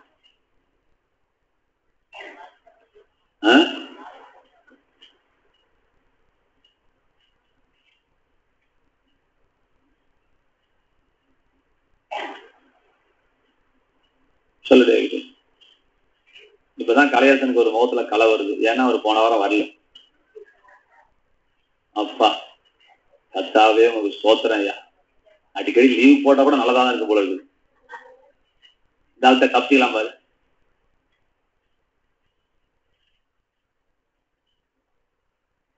சொல்லுங்க. அண்ணா துறைக்கு அதெல்லாம் தேவையில்லை. எனக்கு தேவை கோழி கறி நல்லா வெந்திருக்கணும். அடுப்பு பத்த வச்சியா பாரு, இந்த பேச்செல்லாம் பேசாத. எனக்கு கறி வரணுமாக்கும். தண்ணியில வச்சுட்டேன், கறி எடுத்து போட்டேன், சீரகம் மிளகெல்லாம் போட்டேன், அரைச்சி ஊத்திட்டேன். எனக்கு என்ன வரணும் இப்ப? ருசியா குழம்பு. அடுப்பாது கடுப்பாது. அடுப்புனா கடுப்பாகுது. எனக்கு என்ன நினைச்சிட்டு இருக்கு? வசனத்தை சொல்லியா? அதான் அதெல்லாம் அந்த பேச்செல்லாம் பேசாது. எனக்கு ஏன் விடுதலை? விடுதலை பற்றி பேசிட்டு இருக்கேன். சொல்லு டேவிட். ஜீவ ஆவியை பத்தி அதை உங்களுக்கு தெரிஞ்ச 4 போன வாரம் முழுக்க தான் பிரசங்கம் பண்ணேன். 4-5 வருஷம் பிரசங்கம் பண்ணேன்.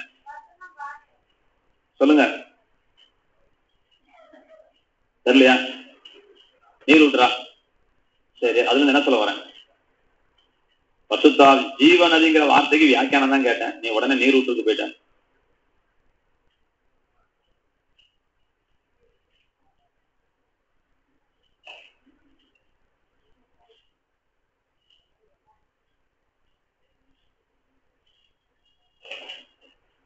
லூக்கா 8 அந்த வசனத்தை வாசிங்க.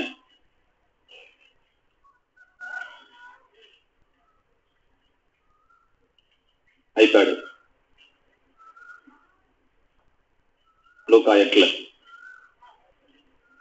இன்னைக்கு பார்க்கலாம். நீங்க 2 மணி தான் விட போறேன். அது இடையில போறவங்கள போயிடுங்க.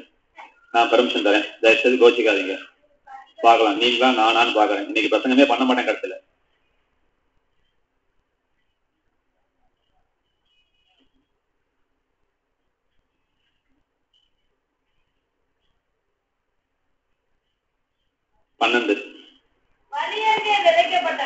வழி அருகே விதைக்கப்பட்டவர்கள்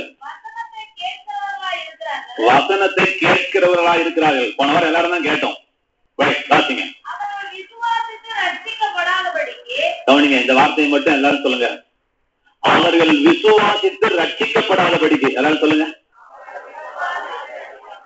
ரட்சிக்கப்படாதபடிக்கு, உட்படாதபடிக்கு, விடுதலையாதபடிக்கு,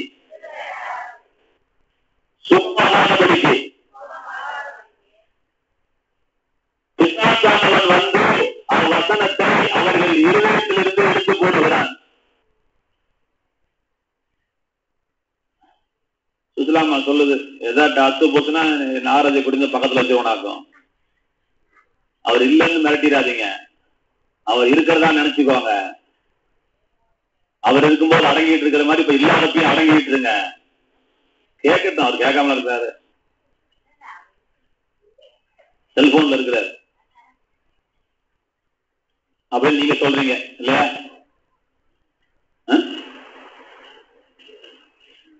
கவனிங்க, நமக்கு ஏன் கொஞ்சம் தக்கவாது என்னன்னு பார்த்துக்கோ. நமக்கு ஏன் நம்மளுடைய வாழ்க்கையில ஏன் வாழ்க்கையில அப்பா கண்ணத்துல கேட்டுக்கோப்பா, ஏன் நம்முடைய வாழ்க்கையில ரட்சிப்புனா விடுவல, ஏன் நம்ம வாழ்க்கையில ரட்சிப்பு ஏன் ஒரு வாழ்க்கையை விடலைன்னா ஆண்டவரை அழகா சொல்லுகிறார். நீ வசனத்தை கேட்கிறப்பா, நீ விசுவாசிப்பது, நீ விசுவாசித்தால் ரட்சிக்கப்பட்டு விடுவாய். நீ விசுவாசித்து ரட்சிக்கப்படாதபடிக்கு. எல்லாம் சொல்லுங்க. நீ விசுவாசித்து விட்டால் ரட்சிக்கப்பட்டு விடுவாய் என்று யாருக்கு தெரிஞ்சிருக்குது? விசுவாசிக்கு தெரிஞ்சிருக்குது. அதனால வசனங்க கலந்தா வேலை செஞ்சிடும். வசனங்க கலந்தா வேலை செஞ்சிடும். அது சும்மா இருக்காது. உலகத்துல எது சும்மா இருந்தாலும் என்ன பேஸ் கம்மியா இருக்கா? ரொம்ப கத்த வேண்டியதா இருக்கியா? ஹலோ, வேற மைக் இருக்கா? பேஸ் கூட்ட முடியுமா பாரு. உலகத்துல எந்த பொருள் சும்மா இருந்தாலும் கர்த்தருடைய வசனம் ஒருபோதும் சும்மா இருக்காது. இது பிசாசு நல்லா தெரிஞ்சு வச்சிருக்கிறான்.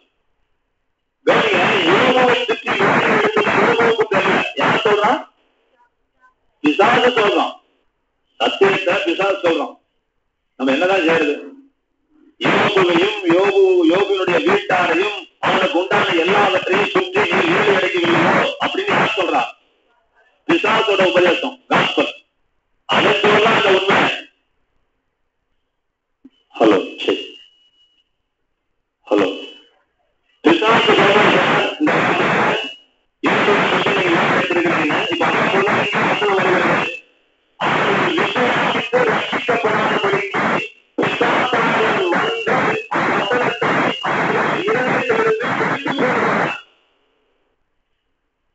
என்ன சொல்லுங்க? 20 வருஷத்துக்கு முன்னாடி சொல்லி கொடுத்தீங்க ஐயா. அதான் கரெக்டா நம்பர் இருக்குதுயா. ஏன் எங்க அம்மாவோட டிஸ்கஸ் பண்ண சொல்லுச்சா? நான் பாத்துட்டு இருந்தானே. நீ முன்னாடி உட்காந்து போட்டு போய் உட்காரு, நீ பின்னாடி உட்காராத. என்ன தைரியம் இருக்குது பின்னாடி உட்காரதுல? எதுக்கா பின்னாடி உட்காருறீங்க? யார் சொல்லி கொடுத்தா?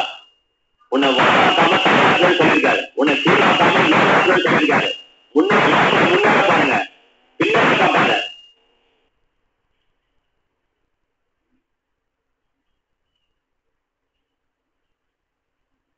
கத்தர் தேவையில்லை நமக்கு.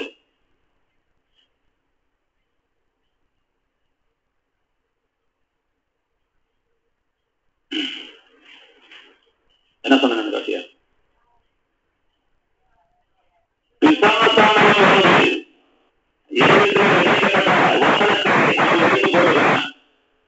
அப்படின்னு அங்க சொல்ற ஒரு ஆச்சரியப்பட்டு ஒரு அற்புதமான ஒரு செய்தியை நான் கொடுத்திருக்கேன், ஒரு சந்தோஷமா நான் இருந்தா இன்னைக்கு அந்த சந்தோஷத்துல மண்ணாடி கொண்டு வந்து போடுறீங்க.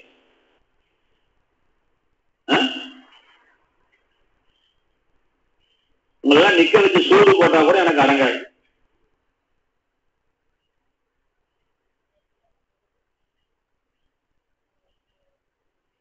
நீயும் கத்துக்க மாட்டியா? நீ போனவர் வந்தியா?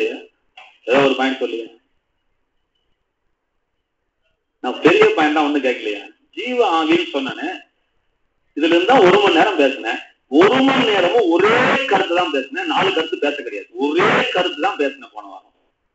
இந்த ஜீவ ஆவிக்கும் நீங்க என்ன சம்பந்தம் இதுதான் பேசினேன். அந்த கருத்தை தான் பேசிட்டு வரேன். அதை 2 முடிச்சு போட முடியல. அதை 2 முடிச்சு போட முடியல. ஜீவ ஆவியும் முடிச்சு போட முடியல. பாத்தீங்களா என்ன லட்சுமி? இப்பவும் சொல்றேன் லட்சுமி, மோசம் போல. இப்பவும் நான் பண்ற பிரசங்கத்தை அந்த 7 நாளுக்குள்ள நீ படிச்சு உன் மனசுல நிறுத்திக்கிட்டா 7 வாரம் வச்சுக்கோ, உன் குடும்பத்துல மாற்றம் வரும். இல்லைன்னு நீ சபைக்கே வராது. நான் சேலஞ்சு பண்றேன் லட்சுமி கிட்ட.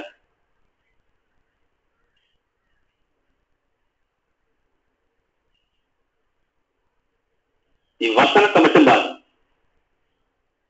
உன் குடும்ப சூழ்நிலையை பார்க்காதீங்க. நீங்க வசனத்தை பாருங்க. இந்த வசனம் உங்களை வாழ வைக்கலாம் இல்லையான்னு பாருங்க. மனுஷன் அப்பத்தினால் மட்டும் பிழைத்து விட முடியாது. ஒவ்வொரு வார்த்தையை விசுவாசிப்பதனாலும் அவன் பிழைப்பான் என்று கத்த சொல்லியிருக்கிறேன். ஜீவாவுக்கும் ஜீவகாரனுக்கும் சம்பந்தம் கேட்டா தெரிஞ்சுக்கிறீங்க. அதான் புத்தகம். அப்ப புத்தகமே தெரியலன்னா என்ன அர்த்தம்? அப்ப ஏன் கன்னியாம்பட்டி பழனியம்மா உடம்பு எல்லாம் படுத்தாரு? இங்க இருக்கிற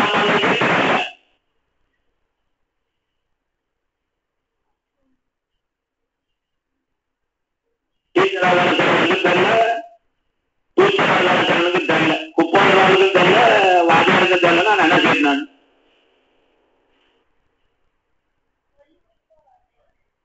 ராமா சொல்லுமா பார்க்கலாம். நான் இருக்கும்போது அப்படிலாம் பேசக்கூடாது பார்த்தேன். நான் ஒரு துரோடு இருக்கிறேன். சொல்லுமா. யாரும் வசனத்தை கேட்க வரல. சரியா? வசனத்தை கேட்க யாரும் வரல. இங்க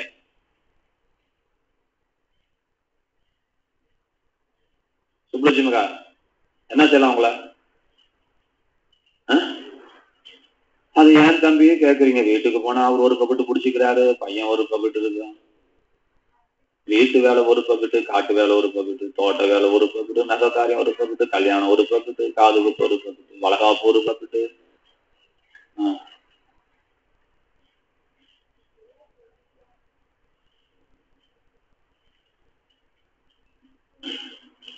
ஜீவ் ஆவி என்றால், ஜீவன் என்றால் லைஃப் என்று ஆங்கிலத்தில் சொல்லப்பட்டிருக்கிறது. லைஃப் என்றால் வாழ்க்கை, ஜீவன் என்றால் உயிர், ஜீவன் என்றால் வாழ்க்கை. இப்படி ஜீவனுக்கு அர்த்தம் இருக்கிறது. ஆவிக்குரிய மரணம் எழுத்துக்குரிய மரணத்தை பிறப்பித்தது போல எழுத்துக்குரிய ஜீவன் ஆவிக்குரிய ஜீவனை பிறப்பிக்கிறது. அப்ப ஜீவ ஆவியானு சொன்ன உடனே நம்ம எல்லாம் ஒரு ஆவிக்குரிய பிரகாரமா நாம் உயிரோடு வந்துட்டோம். அதோட நின்று போச்சு அவர் வேற நினைக்காதீங்க. அவர் உங்கள் சரீரத்தின் மீது அக்கறை உடையவராக இருக்கிறார். உங்கள் சரீர சுகத்தின் மீது ஆவியானவர் அக்கறை உடையவராக இருக்கிறார் என்றுதான் போன வாரம் பிரசங்கம் பண்ணமா.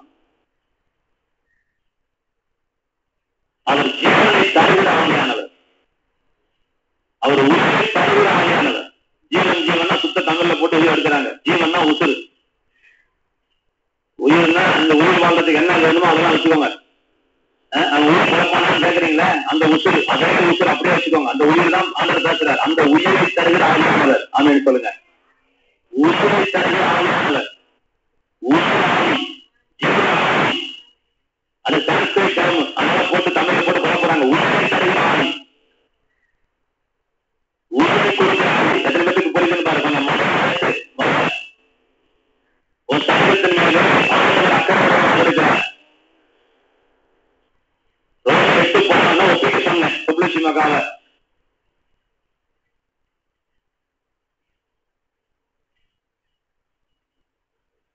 சொல்லலாமா? ரோமர் 8:11 என்ன? என்னையும் கேட்டால விடாங்கிறீங்களா? ஒரு வசனம் வாசிக்க முடியல. உடம்புக்கெல்லாம் வீட்டுல படுக்க வச்சு வரலாம் இல்லையா? 2வது வாரமா வசனம்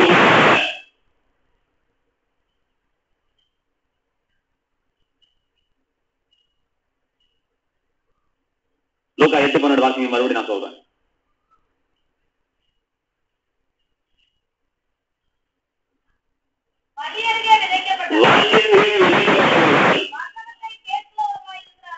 எல்லாரும் சொல்லுங்க, வசனத்தை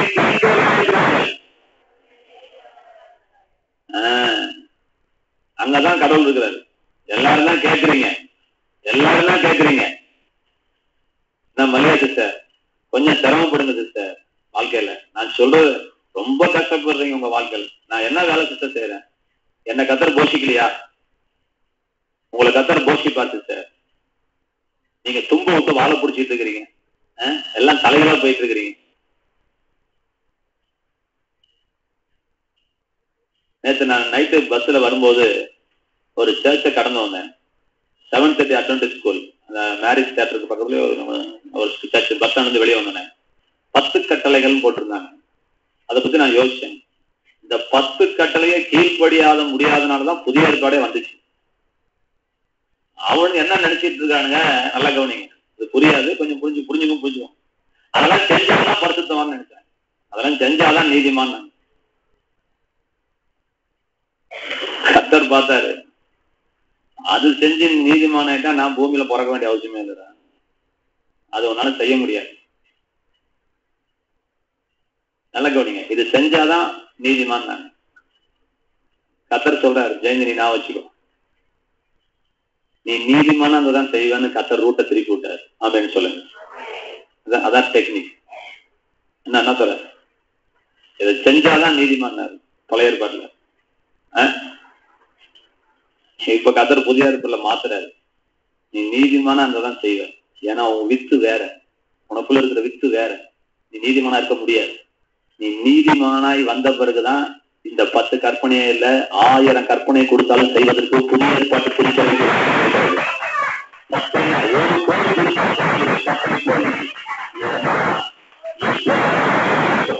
ரூட்டு பாருங்க எப்படி மாறுது. அதுபோல பாருங்க, இந்த வசனத்தை கேட்கிறவர்கள்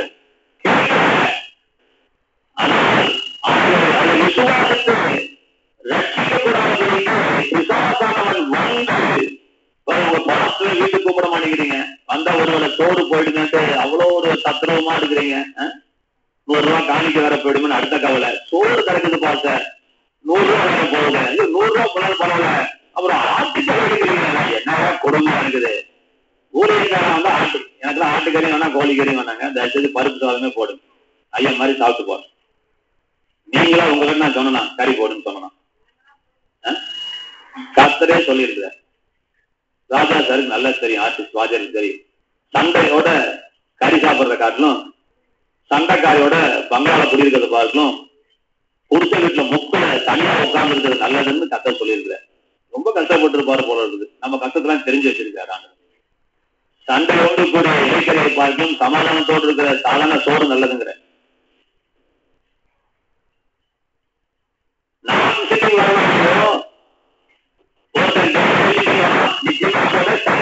வரணும். ஹலோ, இந்த ஞாயிற்றுக்கிழமை நீங்க வீட்டுக்கு போனோடனே உங்களுக்கு ஒருத்தர் விசிட்டிங் வரும். யாரா உங்களுக்கு விசிட் பண்ண ஒருத்தர் வரும். யாரா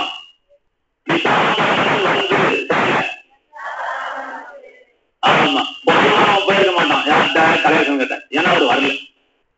போன வருஷம் அவரு விட்டார். இவரு நீ பசிக்கிறது வசனத்தை கேட்டனா அந்த பக்கத்துல வரமாட்டான் பேசார். ஏன்னா நம்ம தூங்கிட்டே இருக்குது, உள்ளுக்குள்ளே போனதான் எடுக்கிறதுக்கு. அப்படி இல்ல, இப்ப மூச்சு கழுவிட்டாங்க. என்னதான் நான் வந்தம்மா சொல்றது, நீ என்னை ஜெயிச்சு நினைச்சுக்காத, என் கண்ணுதான் திறந்திருக்குது, என் மனசெல்லாம் மூடிதான் இருக்குது. என் கண்ணை மட்டும் திறக்க வைக்க முடியும், என் மனசை அப்படின்னு நம்ம சவால் விடுறாங்க. பார்க்கலாம்.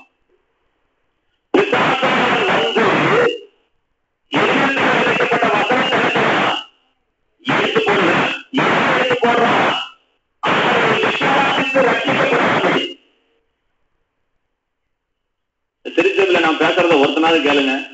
லூக்கா 8:12 நீங்க அடுத்த வாரம் ஒப்பிக்கணுக்கா. சுப்லட்சுமிக்கா நான் சொல்லிக்கிட்டே இருக்கிறேன். நீங்க சின்ன பிள்ளை மாதிரி மைக் பிடிச்சி ஒப்பிக்கணும் சாட்சி சொல்லும் போது. ஏன் செஞ்சா என்ன? உங்களை யார் காரிக்கு போறா? ரோமர் 8:11 ஒப்பிக்கணும். ரோமர் 8:2 ஒப்பிக்கணும். 4 வருஷம் சொன்னாங்க. 4 வருஷம் சொல்ல முடியாதா? நீங்க தேவனுடைய ஆலயம் என்று அறியதான் சொல்ல மாட்டீங்களா? அவங்க கிழக்கு கொல்லப்பட்டவர்களாக உங்களது ஆலயினாலும் ஆத்மா கிழக்கு கொல்லப்பட்டவர்கள் கட்டண பெறுவதாக உங்கள் ஆத்மாவினாலும் சரீரத்தினாலும் தேவனை மகிமைப்படுத்துங்கள். இதெல்லாம் சொல்லிக் கொடுத்தேன். இவர்தான் ரொம்ப 47 ஒரு சாதனம் சொல்லிக் கொடுத்தேன். அந்த நதி புறப்பட்டு போகும் இடம் எங்கும் யாவும் மச்சமாக சென்று அழைக்கப்பட்டு போகும். இவர்தான் சொன்ன. வேற என்ன சொன்ன? 5 வசனோட சொல்லல. ஒரு 5 வசனத்தை உங்களால் வந்து மனப்பாடம் பண்ண முடியாதா? முக்கியமா சொல்ல முடியாதா? லூக்கா 8:12 ரொம்ப முக்கியம். என்ன? வசனத்தில் விளைக்கப்பட்டவர்கள் வசனத்தை கேட்கிறதா இருக்கிறார்கள். அவர்கள் விசுவாசத்தை ரட்சிக்கப்படாதபடிக்கு பிசாசானவன் வந்து அவர்கள் இதயத்தில் விளைக்கப்பட்ட வசனத்தை எடுத்து போடுகிறாங்க. இவ்வளவுதான் வசனம். நீங்க அப்படியே ஒப்பிக்கணும். அர்த்தம் இல்லாம போகும். இவ்வளவுதான். அப்ப பிசாசானுடைய இதயத்தில் விளைக்கப்பட எடுத்து போடுறான். எடுத்து போடுறான். நீ ஜெயிக்கூடாது. நீ போட்டுட்டே சாகணும். கை கட்டே சாகணும். அப்படியே கபா கபா கபா நடத்தி நீ போகணும். வளர்ந்து போகணும். நீ வளர்ந்து திரும்பி விடக்கூடாது. ஹலோ, பைபிள் மூடுவேனே. வசனத்தை கேளுங்க. 21 விட்டுறாதீங்க. ஆவியானவர் சரீரத்தின் மீது அக்கறை உடையவராக இருக்கிறார். நீங்களே தேவனுடைய ஆலயம் என்று கர்த்தர் சொல்லியிருக்கிறார். ஆமென் சொல்லுங்க. ஆவியில ஊற்றாதீங்க. ஜீவாவினா ஊரை தரக்கூடிய ஆவி.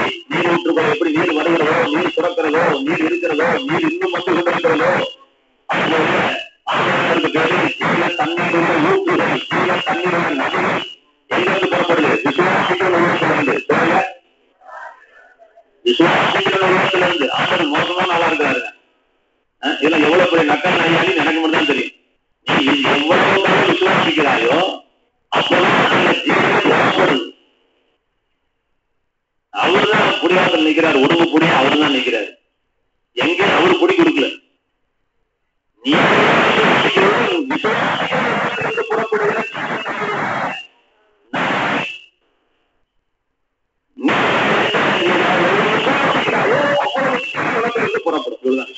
அதான் ஜீவ ஆவி, அதான் ஜீவ தண்ணி. அது ஜீவனை தரக்கூடியது, உயிரை தரக்கூடியது. அந்த சரீரத்தின் மீது அவன் அக்கறையா இருக்கிறார். ரோமர் 8:11 சொன்னேன். அன்று அன்று இயேசு கிறிஸ்துவை மரித்தோரிலிருந்து எழுப்பினருடைய ஆவி உங்களுடைய வாசமாக இருந்தால் இயேசு கிறிஸ்துவை மரித்தோரிலிருந்து எழுப்பப்படுகின்ற உங்கள் சரீரத்தையும் இதான் ரோமர் 8:11. ஏங்க ஒரே வார்த்தையில உறுதிப்பாக சொல்றாங்க.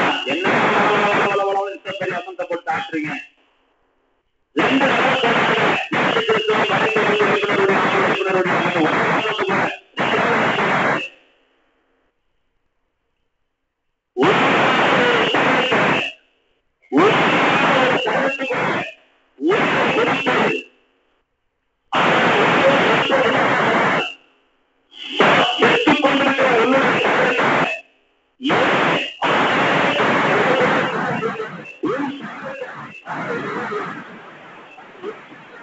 சொல்லுகிறார். கையில் சொல்லி ரெடி செலுத்துங்க.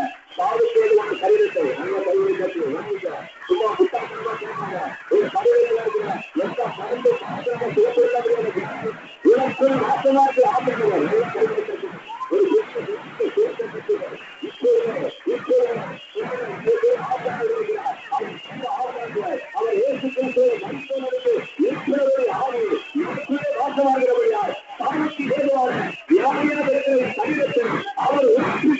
அவர் சுகப்படுத்துவார்.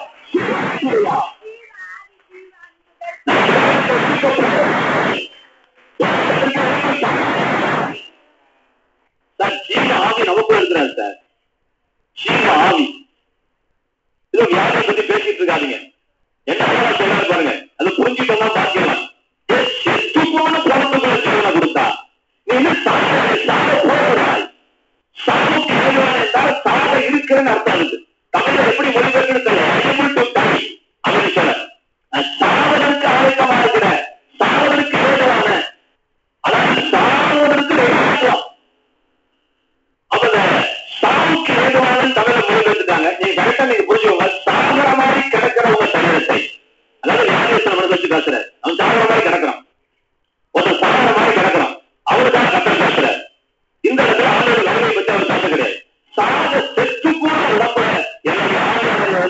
அந்த ஒரு ஜீவனை கொடுத்தவன் எப்படி என்ன சாதனை செத்துட்டு தான் இருக்கிற உண்மையை எடுத்து கட்டளை சாதனை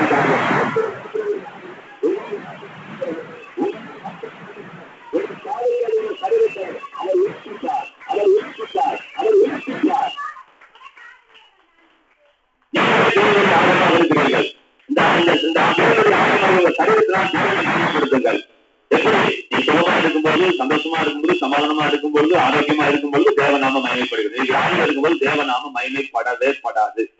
தேவநாமம் தூஷிக்கப்படும். நீ சுகமா இருக்கிறதான் தேவ சித்தம். நீ மகிமைப்படுத்தணும். நீ எங்க மகிமைப்படுத்துற? எத்தனாயிரம் பிரசங்கம் கேட்டாலும் பிரசங்கம் குப்பையில கிடக்குது, மாத்திரை பாக்கெட்ல கிடக்குது, பிரசங்கம் குப்பையில கிடக்குது. அவங்களுக்கு தான் மாசம் சொல்றேன். எல்லாரும் சொல்லுங்க, 54 மாத்திரமல்ல, 54 மட்டுமல்ல. அந்த வார்த்தைக்கு ஒரு அர்த்தம் தெரிஞ்சுக்கோங்களேன். 54 அல்ல, 54 மட்டுமல்ல. சொல்லுங்க என்ன அர்த்தம்னா, man cannot live by bread alone. வெறும் அப்பத்துல மாத்திரம் ஒருத்தன் பொழைக்க முடியாது. வெறும் மாத்திரைனால மாத்திரம் ஒருத்தன் பொழைக்க முடியாது. அதான் விஷயம். வெறும் பணத்தினால மாத்திரம் நீ பொழைச்சிட முடியாது. அங்க கொண்டு வராரு பாயிண்ட். வெறும் பணம், வெறும் மாத்திரை நம்பிட்டு உட்காந்துட்டு இருக்காங்க. ஹலோ, தேவனுடைய வாயிலிருந்து புறப்படுகிற கொஞ்சம் நாள் வசந்த வெளிக்குள்ள போறீங்க. ஏதோ சினிமா பொருளாதார கலைஞர் மாதிரி கேட்குறீங்க. கையை தட்டுவாரு, கபா கபா கபா அண்ணி பேசுவாரு, பக்கத்துக்கு ஒரு ஆம்பளங்களை உழுவாரு, பரளுவாரு. இதைத்தான் நினைச்சிட்டு இருக்கீங்க ஒழிய இங்க ஆம்பளை சொல்றாரு, ஆளுநர் உழுவுறது வந்து ஒரு வேலை செஞ்சுட்டு இருக்காருன்னா செத்து போய் கொண்டிருக்கிறார்.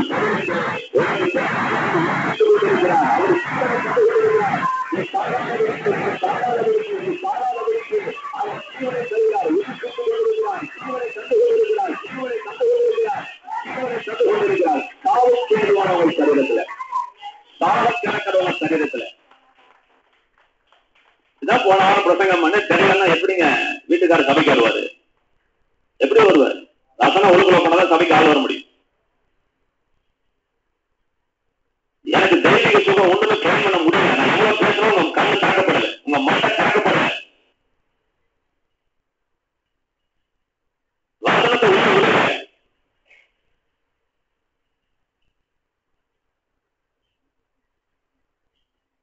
அப்புறம் என்ன சொன்னேன் அப்படின்னா, எசேக்கியேல் தீர்க்கதரிசி இன்னொரு வருஷம் சொன்ன 59:19 வாசிக்க வேணாம். அவனுடைய பின்பகுதி, ஆவியானவர் சத்துருவானவன் வரும்போது ஆவியானவர்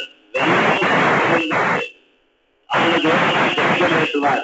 தமிழ் மொழியாக்கம் தவறா இருக்குது, கமா மாறி போடுறதுனால சொன்னேன், மறந்துடக்கூடாது.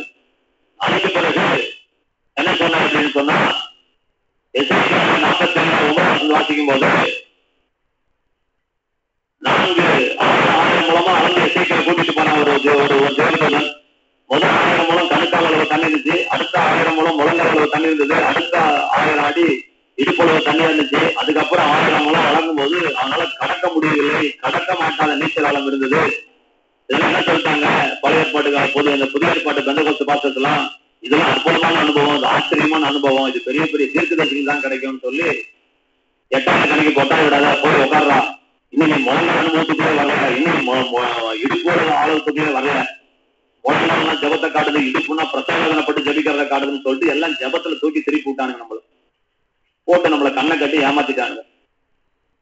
உங்க மண்டையில ஒண்ணு வழங்கிக்கோங்க.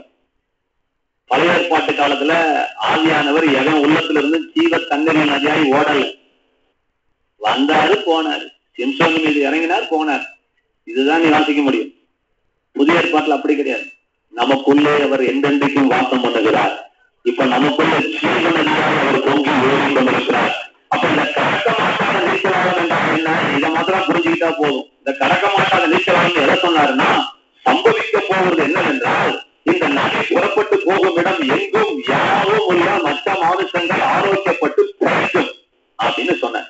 எதை பத்தி சொன்னாருங்க அப்படின்னு சொன்னா, புதிய ஏற்பாட்டு திருச்சபைக்கு தேவன் வைத்திருக்கிற விசேஷித்த ஆசீர்வாதத்தை காண்பித்து கொடுத்தார்.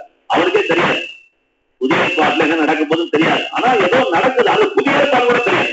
ஏதோ ஒரு டைத்துல நான் ஒரு அலுவலகத்துல ஆசீர்வாதத்தை காண்பிக்கிறேன். இப்ப புதிய ஏற்பாடு நாம் வந்திருக்கிறோம், புறப்பட்டு போகிறது, அது ஒரு காட்டாற்று ஓடிக்கொண்டிருக்கிறது, காட்ட முடியாத வீட்டில் வந்திருக்கிறது. நீ காலையில் ஓடிட்டு இருக்கும் போதுதான் நீ போராட்டத்துக்கு போக முடியும்.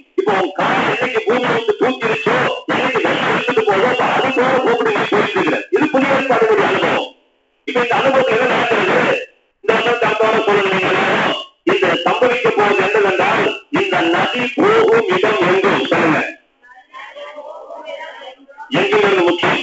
நான் கரெக்டா சொல்ல போனா எங்க அப்படி அர்த்தம். நதி போகும் இடம் எங்கும் சொல்லுங்க. யாரும் ரெண்டு வார்த்தை மாதிரி எவ்வளவு பெரிய வார்த்தை பாருங்க. யாரும்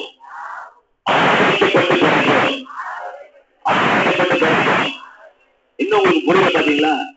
இப்ப நமக்குள்ள ஜீவன் அது இருக்கிறாரு, நமக்குள்ள பசுத்தாவன் இருக்கிறாரு. அவர் வந்தோடனே ஞாயிற்றுக்கிழமை பாட்டு பாடும்போது கை தட்டும்போது வெளியேறாரு, அப்புறம் தூங்கிறாரு நினைச்சிட்டு இருக்காதீங்க. அவர் உங்களுக்கு நதியாக அவர் புறப்பட்டு வருகிறார். இந்த வசனத்தை கேட்டுக் கொண்டிருக்கிற இந்த வேலையை தானே பசுத்தாவினர் உங்களுக்கே வலிமையாக கிரியேட் செய்து கொண்டிருக்கிறார். இப்ப இந்த நதி உங்களுக்குள்ளே பாட ஆரம்பித்து விட்டது. இந்த நதி பாடும் போது ஒரு சும்மா கை தட்டிட்டு போகிற தேவன் அல்ல, தூங்க வைக்கிற தேவன் அல்ல. அவர் இன்னொரு வேலை கேட்டாரு, ஆரோக்கியப்பட்டு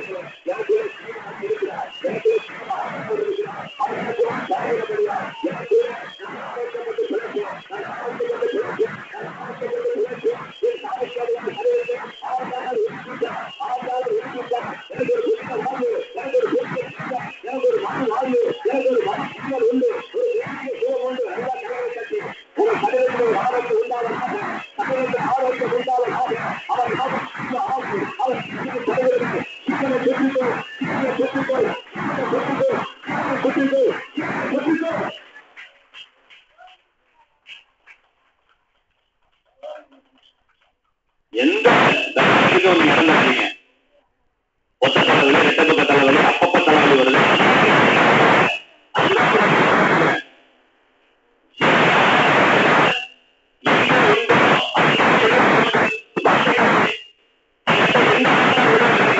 என்ன லட்சுமி தெரியாதப்பா?